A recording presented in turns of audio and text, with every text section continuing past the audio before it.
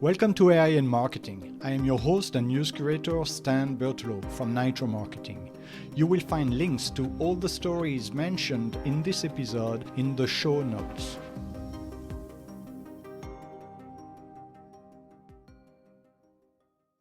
Hello, this is Nia, your voice for today's headlines. It's Tuesday, May 26. Here is what we are covering.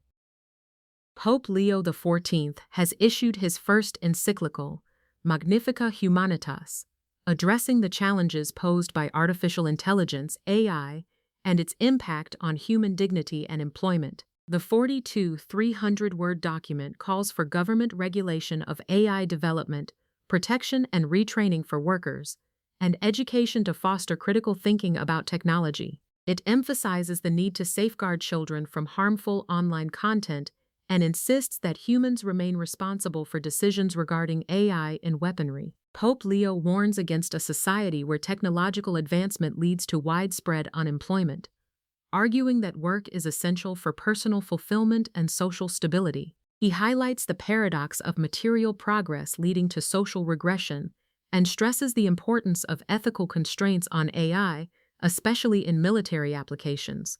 The encyclical also includes an apology for the Vatican's historical role in slavery. Pope Leo's message is aimed at corporate leaders, politicians, and individuals, urging them to prioritize human dignity over profit. He presented the encyclical alongside Christopher Olah, co-founder of AI developer Anthropic, symbolizing a dialogue between spiritual and technological leaders. While some scholars believe the document may influence tech industry ethics, others see it primarily as guidance for the Catholic clergy and faithful. The encyclical draws parallels to the 1891 Rerum Novarum, which addressed worker rights during the Industrial Revolution, underscoring the ongoing need to protect human dignity in the face of technological change.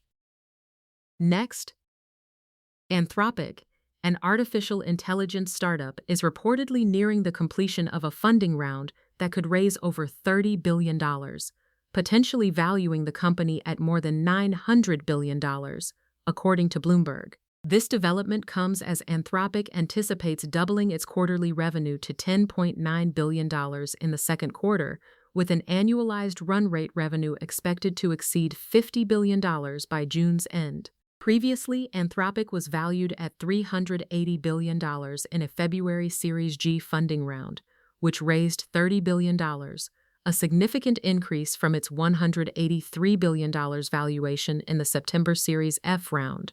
In April, reports indicated that Anthropic had received investor offers for a new funding round that could elevate its valuation to $800 billion. By late April, the company was considering a funding round that would push its valuation past $900 billion, surpassing OpenAI as the most valuable AI startup globally. In early May, Anthropic was reportedly contemplating raising up to $50 billion, with investors eager to contribute. Additionally, Andrej Karpathy, a founding member of OpenAI and former head of AI at Tesla, joined Anthropic, marking a notable talent acquisition. On May 21st, Anthropic expanded its enterprise AI strategy by acquiring San Francisco-based Fractional AI to support its new consulting venture, aimed at helping mid-size companies implement generative AI tools, particularly its Claude models. Meanwhile, the New York Times reports on the British government's AI Security Institute, a leading effort to address the risks posed by artificial intelligence.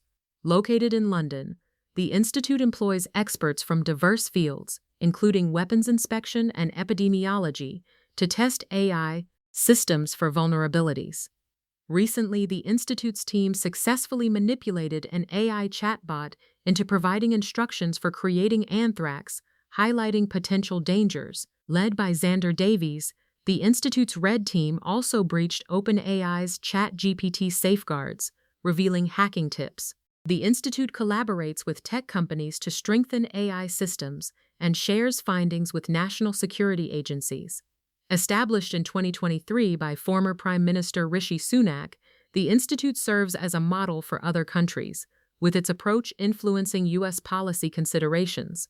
Despite its achievements, the Institute faces challenges, such as limited regulatory power and recruitment difficulties.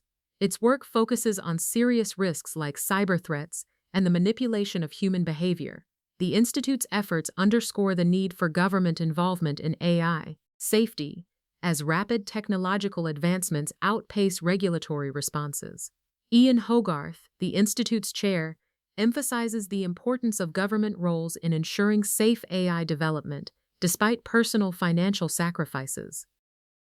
On that note, Francis D'Souza, COO of Google Cloud, emphasizes the critical need for companies to integrate security into their AI strategies from the outset, warning against the risks of shadow AI, where employees use consumer tools without oversight. He stresses that security, governance, and auditability must be foundational, not afterthoughts. D'Souza highlights the rapid evolution of threats, noting the average time between a breach and subsequent attack stages has dropped to 22 seconds. He advocates for AI-native defenses where automated agents manage security overseen by humans.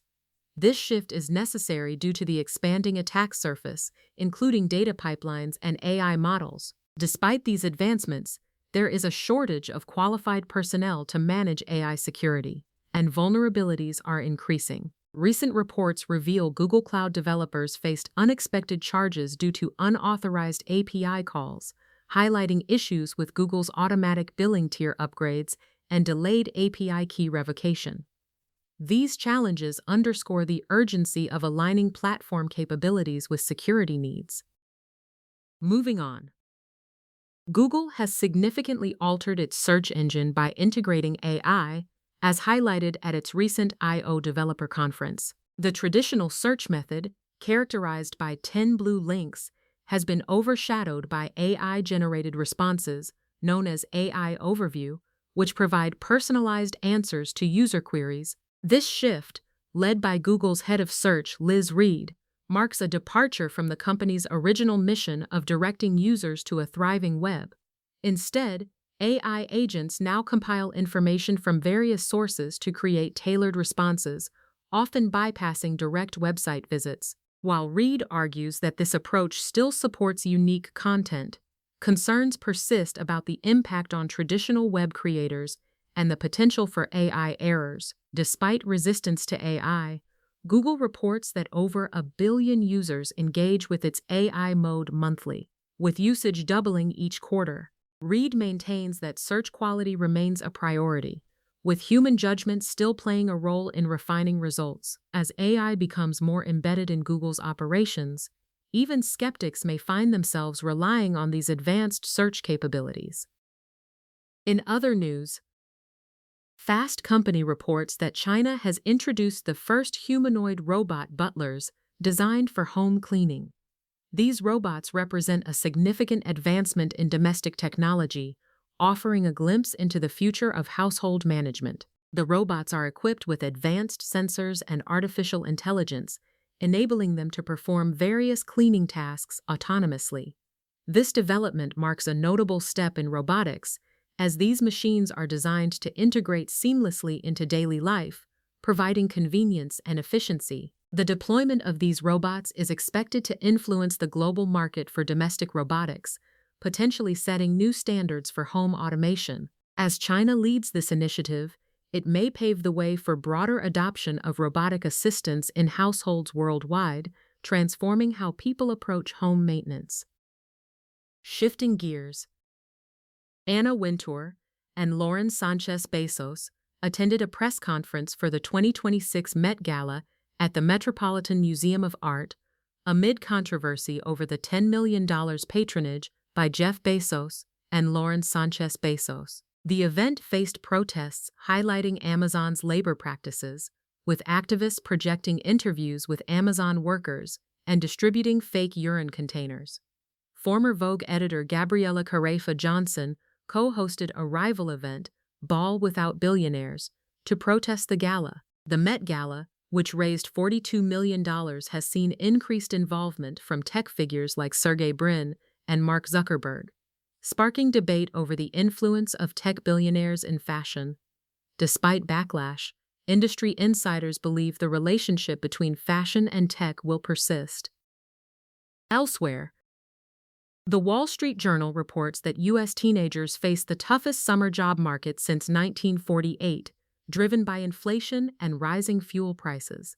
These economic pressures are affecting small businesses and restaurants, traditional employers of teens. The entertainment and leisure sectors, including resorts and amusement parks, plan to hire 70% fewer workers compared to last year. Andy Challenger from Challenger Gray and Christmas notes that this decline in hiring is significant for teens who rely on these jobs. He predicts that teens will secure 790,000 jobs in May, June, and July, a decrease from 801,000 last year and 25% lower than 2024. Despite the weak job market, demand for lifeguards has increased by 80%. Leah Koch-Blumhart from Holiday World and Splash and Safari highlights that higher gas prices may encourage local travel, maintaining staffing needs. Meanwhile, consumer sentiment has hit a 73-year low, with 57% of consumers expressing concerns about high prices impacting their finances. Finally, Amazon's Bee wearable, an AI wrist gadget, functions as a personal assistant by recording, transcribing, and summarizing conversations, offering note-taking capabilities and syncing with calendars for alerts and reminders. While useful for organizing professional engagements, it raises privacy concerns due to its constant recording and data storage in the cloud. Bee's functionality includes a built-in recorder that signals when active, and it provides automated summaries and transcriptions of conversations. However, it struggles with speaker identification and may omit parts of conversations. Despite these issues, Bee can be beneficial for professionals managing multiple meetings. The device requires extensive mobile permissions, including access to location, contacts, and health data, which may deter privacy-conscious users. Amazon claims to offer encryption and undergoes security audits, but concerns remain about data security. Bee's potential as a professional tool is promising, but its invasiveness may limit its appeal for personal use. Thank you for tuning in to AI in Marketing. If you want to learn more, check out the episode description. Be sure to subscribe on your favorite podcast platform so you never miss an episode. Contact us to learn how to launch your own AI-generated podcast at nitromarketing.com. That's NYTRO marketing.com. See you tomorrow for more AI and tech news.